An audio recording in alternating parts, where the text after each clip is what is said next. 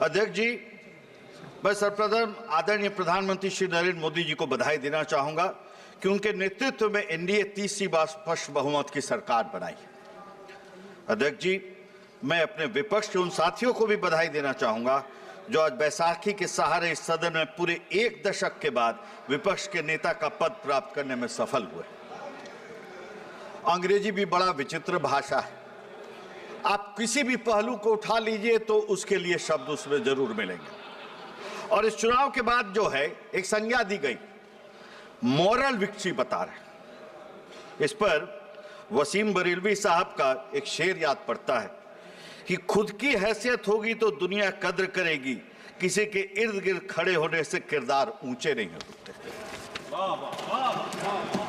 अध्यक्ष जी, एक दशक तक सरकार चलाने के बाद तीसरी बार स्पष्ट बहुमत के साथ सरकार बनाना आसान नहीं होता है, और वो भी उस परिस्थिति में जब इस सरकार के दूसरे कार्यकाल के पहले ही वर्ष में कोरोना महामारी ने पूरे देश दुनिया को अपने गिरफ्त में कर लिया। कोरोना महामारी के बाद विश्व में अर्थव्यवस्थाओं का जो हाल हुआ ये किसी से छुपा नहीं, और आज भी अनेक इकोनॉमीज जो हैं पूरे दुनिया की संघर्ष कर रही हैं, और भारत ने पिछले क्वार्टर में 8.2% की ग्रोथ रेट को प्राप्त किया है, जो आदरणीय प्रधानमंत्री के दूरदर्शी और मजबूत नेतृत्व का ही परिणाम है। ये एनडीए की जीत सामान्य नहीं, क्योंकि महत्वपूर्ण तो है ही। कोरोना महामारी के बाद अगर आप वैश्विक राजनीति को देखेंगे तो ये आपको नजर आएगा कि अधिकतर राष्ट्रों में सत्ता परिवर्तन हुए, चाहे अमेरिका हो, ब्राजील हो, इजराइल हो, जर्मनी हो, और हाल ही में आपने इंग्लैंड में भी देखा। इन सब के पीछे प्रमुख कारण इस देशों की अर्थव्यवस्था में संकट ही था। वहीं भारत में हमने देखा कि भारत की जनता ने प्रधानमंत्री जी पर और उनकी आर्थिक नीतियों पर तीसरी बार विश्वास करते हुए पुनः उन्हें सत्ता में काबिज किया है। अध्यक्ष जी, ये वर्तमान बजट भी उन्हीं सकारात्मक आर्थिक नीतियों का परिचायक। मैं तो बड़ा अचंभा में रहा इस बजट के पेश के बाद जिस तरह के रिएक्शंस आए हैं, और अगला दिन जब मैं सुबह के कई अखबार को देखा तो अक्रॉस सेक्टर्स, और चाहे वो फाइनेंशियल न्यूज़पेपर हो या सामान्य न्यूज़पेपर हो, उसमें जब विचार देखे और हेडलाइंस पढ़ा और यहाँ पे जब रिएक्शंस देखा तो मुझे बड़ा अचंभा हुआ कि इतना बड़ा डिस्क्रिपेंसी और गैप ये कैसे है। क्या क्या हेडलाइंस छपे? The budget is unruffled by 2024 election results, the job of job creation done well, spending gets rural springboard, future proofing the Indian economy, अनुभव पर आधारित व्यवहारिक बजट, वित्तीय अनुशासन पर कायम सरकार। ये तो सारे अखबारों का हेडलाइन था। लेकिन चलिए, सीजन चल रहा है। आदरणीय अध्यक्ष महोदय, आदरणीय वित्त मंत्री जी ने जिन प्रायोरिटीज का जिक्र इस बजट में किया है वो 9 प्राथमिकताओं के देश को नवसृजन का आधार बनाने वाली है। ये प्रायोरिटीज हैं productivity, resilience in agriculture, employment and skilling, inclusive human development and social justice, manufacturing and services, urban development, energy security, infrastructure, innovation, research and development और नेक्स्ट जनरेशन रिफॉर्म्स। अब क्या बाहर बचता है कि देश के पैमाने पर अगर आप चिंता करें, लेकिन दुर्भाग्य क्या है कि यह बजट सीमित होकर रह गया है बिहार और आंध्र पर, पूर्वोत्तर पर, पूर्वोदय पर। इतना संकुचित पूरा राष्ट्र का बजट को कर दिया गया है, इससे कोई लाभ होने वाला नहीं। अगर भारत का इतिहास से अगर आप बिहार को हटा देंगे तो दुनिया का कोई ज्ञानी को यह कलम नहीं उठ पाएगा कि इतिहास भारत का कहां से आरंभ करें और कैसे लिखना शुरू करें। अध्यक्ष जी, मैं बिहार के जिस क्षेत्र से सांसद हूं वो मगध क्षेत्र के अंतर्गत आता है, और मगध एक ऐतिहासिक राज रहा है। हम सभी ने इतिहास की किताबों में इसका वर्णन सुना भी है और पढ़ा भी। सम्राट अशोक का साम्राज्य मगध से जो चलता था वह ईरान, थाईलैंड, अफगानिस्तान सब तरफ फैला हुआ था। परंतु आज मगध की स्थिति कुछ अलग। मगध अपने शौर्य और वैभव का भी स्थान इतिहास में पाता है और अपनी बर्बादी का भी गाथा एक कालखंड में बनाया है। आज मगध विकास की राह जोड़ रहा है। हिंदी के प्रसिद्ध कवि रहे श्रीकांत वर्मा, उन्होंने अपने काव्य संग्रह मगध में मगध की स्थिति का जो वर्णन किया है मैं सदन के समक्ष रखना चाहूंगा। यहां मैं मगध को देखता हूं, यहां वह लुप्त हो जाता है, लेकिन न तो मगध है और न ही मगध। आप भी खोज रहे होंगे।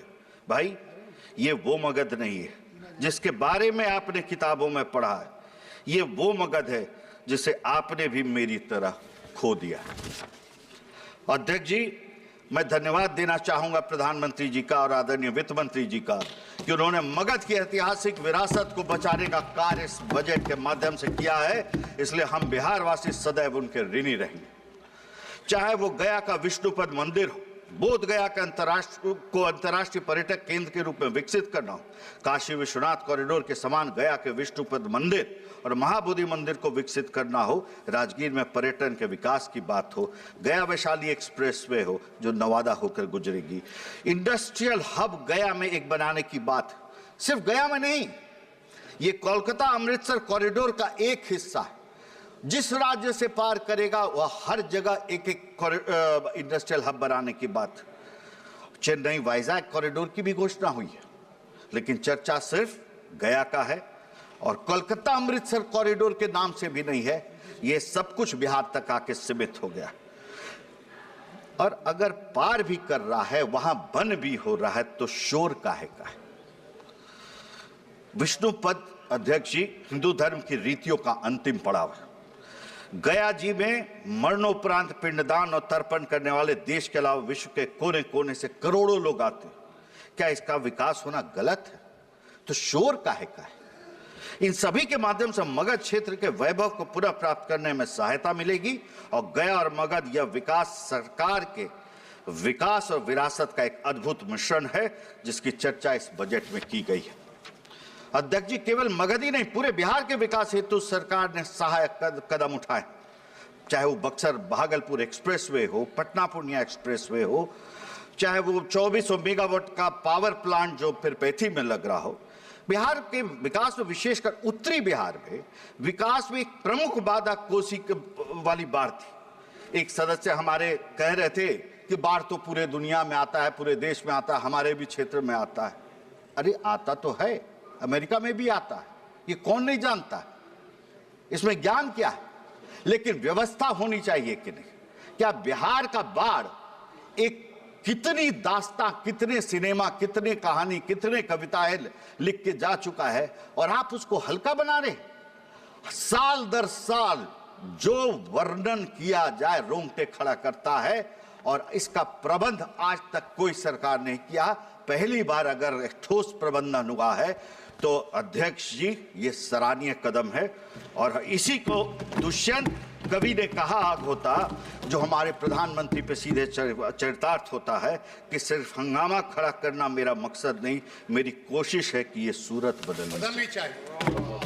अध्यक्ष जी, हमारे विपक्षी साथी ये आरोप लगा रहे हैं कि बिहार को जानबूझ पहुंचाया गया है फायदा, अन्य राज्यों के साथ भेदभाव किया गया है। तो भेदभाव क्या होता है मैं बताना चाहूंगा। अब जब देश में कांग्रेस की प्रथम सरकार बनी तो उसने फ्रेट इक्वलाइजेशन पॉलिसी की नीति लाई और उसने बिहार को तबाह कर दिया। भेदभाव तो बिहार के साथ आज हुआ, दशकों पहले इसका यात्रा आरंभ हो गया। जो आर्थिक असमानता की बात कर रहे हैं उन्हें यह समझना चाहिए कि बिहार या पूर्वोत्तर के विकास के बिना आर्थिक समानता संभव है क्या? और यदि उनका उत्तर हाँ में है तो उन्हें राष्ट्रकवि रामधारी सिद्धिनकर की एक पंक्ति से समझाना चाहूंगा कि शांति नहीं तब तक जब तक सुख भाग न नर का सम हो, नहीं किसी को बहुत अधिक हो, नहीं किसी को कम हो। इसलिए जो भी बजट में हमें मिला है वो हमारा हक का है। हम बिहारवासी न किसी का हक लेना आता है न किसी का हक मारना आता है। अध्यक्ष जी मेडन स्पीच है इस सदन का। अध्यक्ष जी, इन लोगों को बिहार का विकास देखा नहीं जा रहा है क्योंकि वे वही लोग हैं जो बिहार में बाढ़ आने पे, ठीक ही भारती जी ने कहा कि कहते थे कि भाग्यशाली हो कि आपके घर के दरवाजे पे मां गंगा आई है, आरती उतार लो। अध्यक्ष महोदय, दशकों से जो विनाश का तांडव हुआ उसका वर्णन मैं करना नहीं चाहता। और ये वही लोग हैं, उसकी भी चर्चा हुई कि सड़क बनाने पर पुलिस तुम्हारे दरवाजे पे आ जाएगी। मेरे विपक्ष के साथी चाहते कि हमारा बिहार बाढ़ में डूबा रहे और विकास से दूर रहे। केंद्र में सत्ता में तो आप लगातार 10 साल रहे, 14 तक आप ही कर देते, हम उसका स्वागत करते, लेकिन किया क्यों नहीं? और जब आज हो रहा है तो आपत्ति और कुंठा किस बात की? विवेक जी प्लीज कंक्लूड प्लीज। अरे अभी तो श्रद्धेय अटल जी ने बाढ़ का पावर प्लांट चालू कराया, एम्स पटना दिया, रोड बनने पर काम शुरू हुआ। एनडीए की सरकार जब बिहार में नीतीश जी और सुशील जी के नेतृत्व में बनी तो बिहार मॉडल की बात शुरू हुई।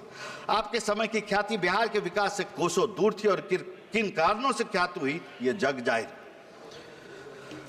आपके पार्टी के कप्तान का बजट पर जो बयान कल आया है बड़ा दुखद था। कहा कि 2 थाली, एक में पकौड़ा और एक जलेबी में। बिहार आंध्रा पूर्वोत्तर ये सब मतलब अगर विकास के रास्ते पिछड़ा है तो आपत्ति इतनी बड़ी, दुर्भाग्य है ऐसा। अरे बिहार वासियों ने 10 को गुहार लगाई, बंटवारा हो गया, कुछ भी नहीं बचा अध्यक्ष जी। बाढ़, सुखाड़, स्कैम, क्राइम, इसके अलावा कुछ नहीं बचा था हमारे बिहार में। आप समाप्त कीजिए। विशेष ध्यान के लिए अध्यक्ष जी 2 मिनट में सुबह से बस खत्म हो रहा है। केंद्र सरकार के प्रति आभार व्यक्त करता हूं। अब बिहार आगे बढ़ेगा और मेरा देश भी आगे बढ़ेगा।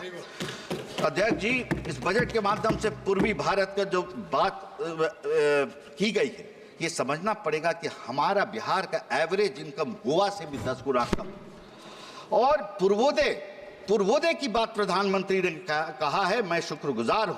और सत्ता में आए तो आज नहीं, 2014 से पहला फोकस उन्होंने किया है लुक ईस्ट पॉलिसी के तहत। कल मेरे दोस्त विप्लव जी ने भी इस पर बड़ा विस्तार से बताया है कि पूर्वोत्तर भारत में, आप तो खुद अध्यक्ष जी इसके साक्षात गवाह, कि पूर्वोत्तर नीति से पूर्व के सूर्योदय का वक्त अब आ गया है और वो सराहनीय है। और इसी पे राष्ट्र कवि ने कहा था, हो तिमिर कितना भी गहरा, हो रोशनी पर लाख पहरा। सूर्य को उगना पड़ेगा, सूर्य को उगना पड़ेगा, फूल को खिलना पड़ेगा। हो समय कितना भी भारी, हमने ना उम्मीद हारी। दर्द को झुकना पड़ेगा, रंज को रुकना पड़ेगा। सब थके हैं सब अकेले, लेकिन फिर आएंगे मेले, साथ ही लड़ना पड़ेगा, साथ ही। धन्यवाद विवेक जी। से सुधाकर सिंह जी। अध्यक्ष जी मैं बस आपको दो मिनट जरा, मैं सुबह से ये है, देखिए मेडल स्पीच है, आप इसका कदर करिए अध्यक्ष जी। मैं ये कहूँगा, 1 मिनट में, मैं 2 मिनट में बस खत्म कर रहा हूँ। आदरणीय अध्यक्ष जी, एस्पिरेशनल डिस्ट्रिक्ट का मैं सांसद हूं, आकांक्षी जिला। मेरा एक सुझाव है और आपके माध्यम से ये कहना चाहूंगा, क्योंकि पीएम जनजातीय उन्नत ग्राम अभियान जो आरंभ हुआ है वो एक क्रांतिकारी कदम है।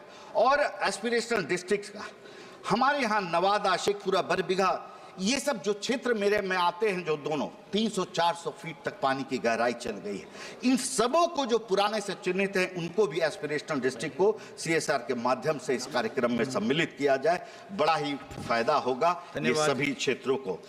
देखिए बोलने को तो बहुत कुछ है अध्यक्ष जी, लेकिन मैं अंत में आपके आदर करते हुए यही कहूंगा कि इंफ्रास्ट्रक्चर पे मैं जरूर एक बात आपसे अनुमति लेके कहूंगा कि देखिए, इंफ्रास्ट्रक्चर पे आना चाहूंगा। सरकार बनने का निरंतर कैपेक्स में बढ़ोतरी हुई। इस वर्ष जो भारत सरकार का कैपेक्स है वो है 11,11,100 करोड़ रुपए का। पिछले 3 वर्षों में ये दुगुना होकर जीडीपी के 107 से बढ़ के 3.4% हो गया है। आजादी के बाद इस वित्तीय वर्ष में ये सर्वाधिक। धन्यवाद जी सुधाकर सिंह जी। अध्यक्ष जी 10 वर्ष पूर्व जब हम सरकार में आए थे अध्यक्ष जी, तो कैपेक्स मात्र 2,29,128 करोड़ था, जो आज 11 लाख करोड़ हो चुके। माननीय अध्यक्ष महोदय जी।